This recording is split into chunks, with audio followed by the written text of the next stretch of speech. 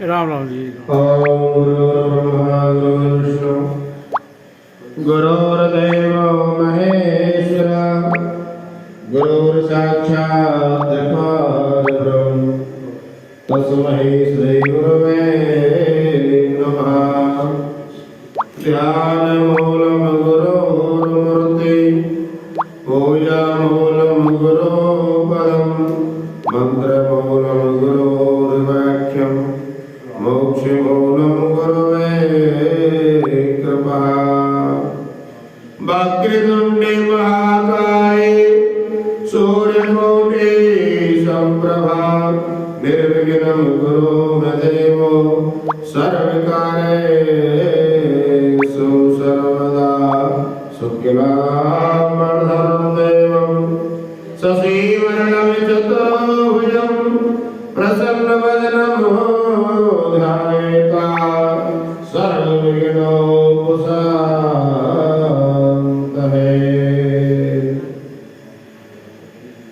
कृष्णाय गोविन्दाय हरे परमात्मने भक्तप्रणतगणे नाशाय श्री गोविन्दाय नमो नमः। श्री राम जय राम जय राम। श्री राम जय राम जय राम। श्री राम जय राम जय राम। श्री राम जय राम जय राम।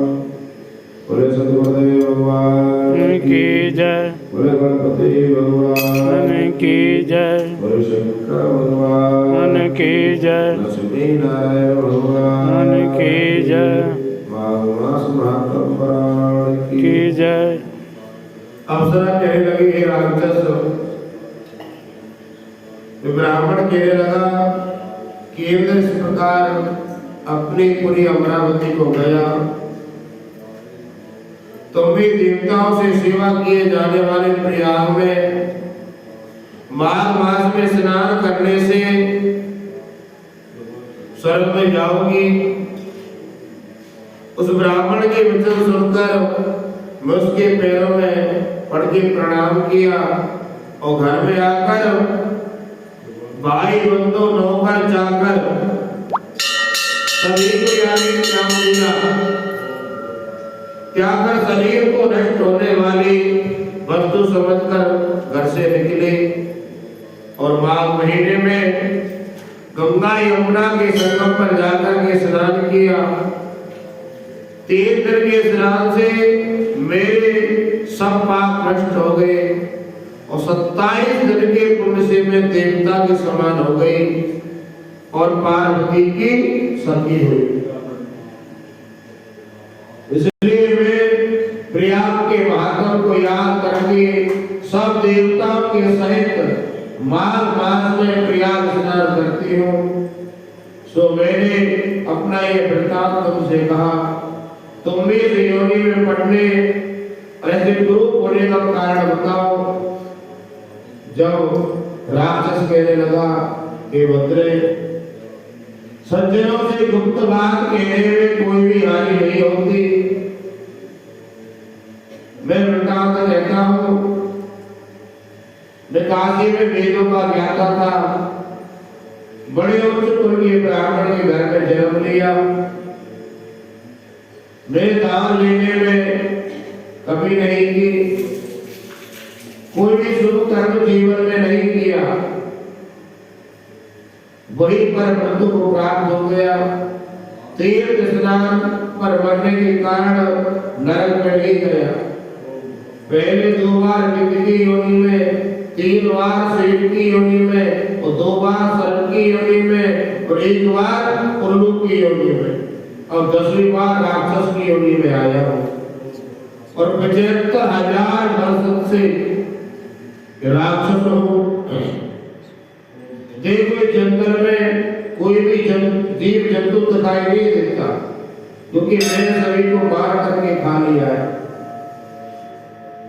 तुम्हारे दर्शन से चित्त में कुछ शांति आई है, क्योंकि संजयों का शब्द तुरंत ही सुखदायी होता है। मैंने अपने दुख के कारण तुमसे कह दिया है, और सज्जन लोग हमेशा दूसरों के दुखों से दुखी होते हैं। अब ये बताओ कि इस राक्षस की योनि से मैं कैसे छूटूंगा, इस दुख रूप समुद्र को कैसे पार करूं? क्या क्षीर सागर अंश को ही दूध देता है, बगुले को नहीं? दत्तात्रेय जी कहने लगे इस प्रकार। उसके वचन सुनकर कंचन माली कहने लगे, हे राक्षस, मैं तुम्हारे उद्धार के लिए कुछ ना कुछ प्रयत्न करूंगी। मेरे जीवन में बहुत बार स्नान किया है। वेद जानने वाले ऋषियों ने दुखी को दान देने की प्रशंसा की है। समुद्र में जल बरसाने से क्या लाभ है कि प्रयाग में स्नान करने का एक बार का फल मैं तुम्हें देती हूँ, उसे से तुम राक्षस की योनि से छूट जाओगे और स्वर्ग की प्राप्ति हो जाएगी। जब उस कंचन मालिनी ने इस राक्षस के ऊपर दया की और अपने गीले जो वस्त्र थे, गीले वस्त्रों को निचोड़कर जो उनमें से जल गिरा, वह जल संकल्प लेकर के उस राक्षस के ऊपर छोड़ दिया कि यह राक्षस योनि से मुक्त हो जाए। उसी समय वह पापों से मुक्त हो गया और राक्षस रूप छोड़ दिया, देवता के समान हो गया। आकाश में विमान पर चढ़कर चारों तरफ घूमने लगा स्वर्ग में, और कंचन मालिनी अप्सरा की प्रशंसा होने लगी और कहने लगा, ईश्वर ही जानता है तुमने कितना उपकार मुझ पर किया है।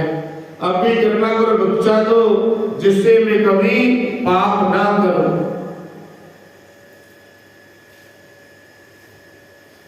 अब मैं तुम्हारी आज्ञा पाकर स्वर्ग में जाऊंगा।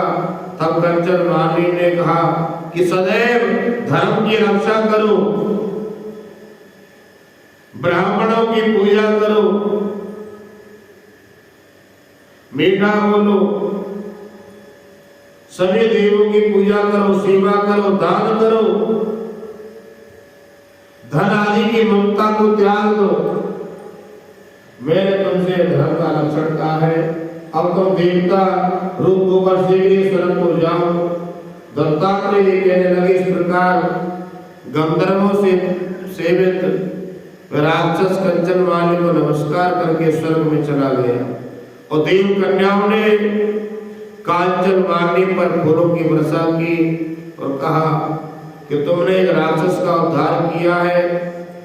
इस दुष्ट के डर से कोई भी वन में नहीं जाता था, अब हम निडर होकर के जंगल में जाएंगे। इस प्रकार कंचन मालिनी उस राक्षस का उद्धार करके प्रेम पूर्वक शिवलोक को चली गई। बोले शंकर भगवान की जय। श्री कृष्ण गोविंद हरे मुरारी, हे नाथ नारायण वासुदेव, हे नाथ नारायण वासुदेव, श्री नाथ नारायण वासुदेव, कृष्ण गोविंद हरे मुरारी, हे नाथ नारायण वासुदेव, भगवान की जय।